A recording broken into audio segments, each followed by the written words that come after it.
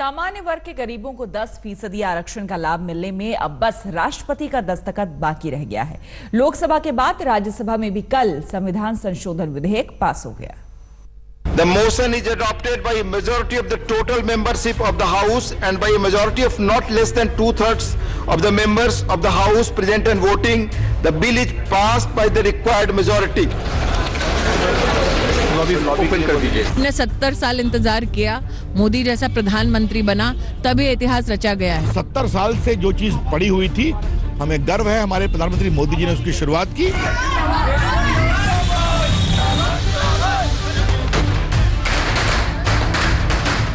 संसद से सवर्ण आरक्षण पर मुहर लगते ही पीएम ने 2019 का सबसे बड़ा राजनीतिक पासा फेंक दिया। बीजेपी मानती है कि उसका यह ब्रह्मास्त्र गेम चेंजर साबित होगा। 10% के आरक्षण का नया बिल बुनियादी तौर पर सवर्णों को खुश करने के लिए लाया गया है। बीजेपी ये भी मान रही है कि 2019 के रण में तमाम विपक्ष एक ही हमले से बिखर जाएगा। 70 साल से जो चीज पड़ी हुई थी, हमें गर्व है हमारे प्रधानमंत्री मोदी जी ने उसकी शुरुआत की, बाकी ने भी समर्थन किया, अच्छी बात है। संवैधानिक इतिहास का हिस्सा बनने का हम सबको प्रधानमंत्री जी के नेतृत्व में मौका मिला। हम सब अभिलाषी थे कि ये बिल दोनों सदनों में पारित हो। देश ने देखा ये बिल किस प्रकार से पारित हुआ। जिन लोगों ने इस बिल का समर्थन नहीं किया, अब जनता के मध्य में उन्हें जाकर जवाब देना पड़ेगा कि वो गरीबों के हित के खिलाफ क्यों थे। जो 15,000 रुपया कमाता है। राज्यसभा में लगभग 10 घंटे तक चली बहस के बाद हुई वोटिंग में बिल के पक्ष में 165 जबकि विरोध में 7 वोट पड़े। राष्ट्रीय जनता दल और AIADMK ने इस बिल का विरोध किया। वहीं कांग्रेस समेत विपक्ष के दूसरे राजनीतिक दल ने संशोधन का समर्थन किया। राज्यसभा से बिल पास होने के बाद पीएम मोदी ने इस पर खुशी जताई। ट्वीट कर लिखा, राज्यसभा द्वारा 124वां संविधान संशोधन बिल पास किए जाने से खुश हूँ। बिल को मिले व्यापक समर्थन को देखकर काफी प्रसन्नता हुई। सदन में इस पर काफी जीवंत बहस भी देखने को मिली, जहां कई सदस्यों ने अपनी व्यावहारिक राय रखी। बिल का संसद के दोनों सदनों में पास होना सामाजिक न्याय की जीत है।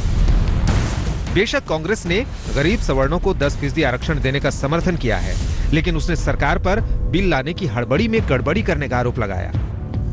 आपके अगर कुएं में पानी ही नहीं है, रोजगार ही नहीं है और आप पंप लगा देंगे, पानी खींचने के लिए मोटर लगा देंगे तो चलती रहेगी। जब पानी तो पहले कुएं में डालिए, पहले रोजगार तो उपलब्ध कराइए, उसके बाद इसकी बात करिए ना।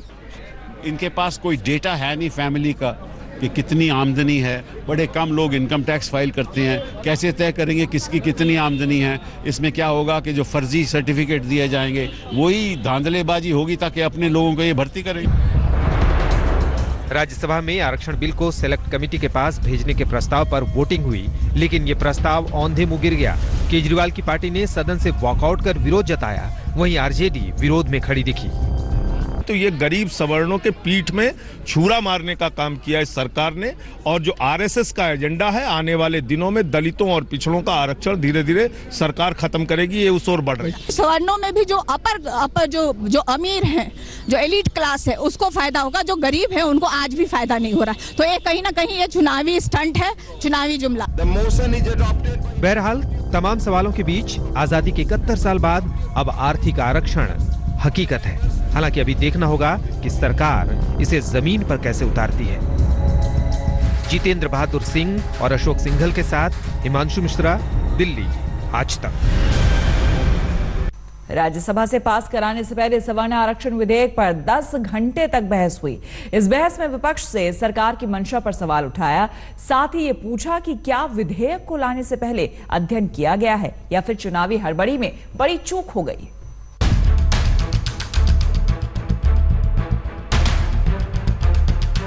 2019 चुनाव की घोषणा से ठीक पहले सवर्ण आरक्षण वाला मोदी का तीर ऐसा रहा कि पूरा विपक्ष बुरी तरह फंस गया।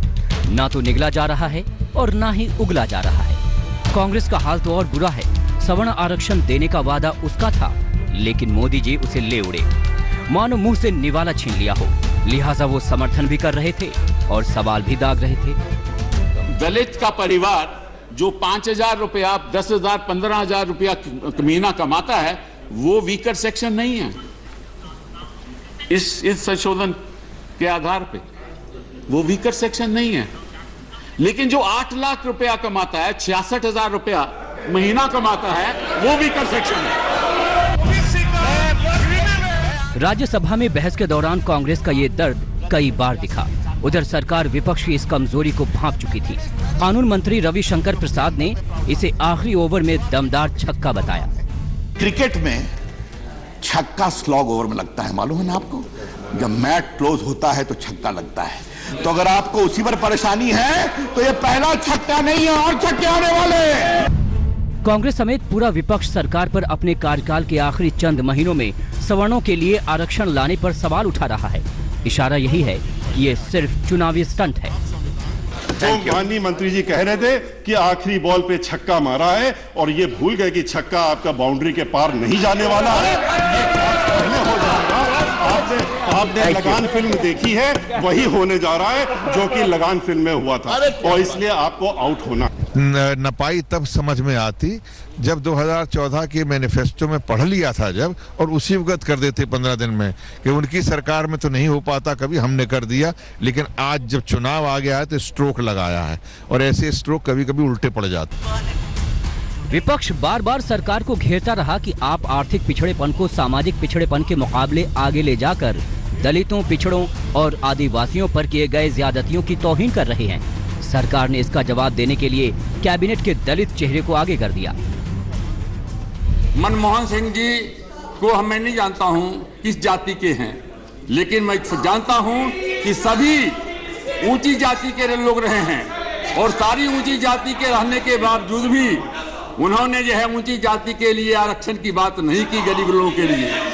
और आज एक गरीब का बेटा, पिछड़ी जाति का बेटा, यदि ऊंची जाति के गरीब लोगों के लिए आरक्षण की बात कर रहा है तो पेट में दर्द हो रहा है। अब 3 राज्यों में पटकनी खाने के बाद मोदी सरकार ने बड़ा मास्टर स्ट्रोक चला है। इसे 2019 चुनाव की तैयारी की तरह देखा गया, समझा गया। हालांकि अभी कई सवाल बाकी हैं। सबसे बड़ा सवाल तो यही है कि अगर मामला कोर्ट पहुंचा तो क्या होगा। संजय शर्मा, जितेंद्र बहादुर सिंह, अशोक सिंघल के साथ हिमांशु मिश्रा, दिल्ली आज तक। लेटेस्ट खबरों के लिए यूं ही देखते रहिए आज तक, और इस वीडियो के पसंद आने पर लाइक, शेयर एंड सब्सक्राइब करना ना भूलें।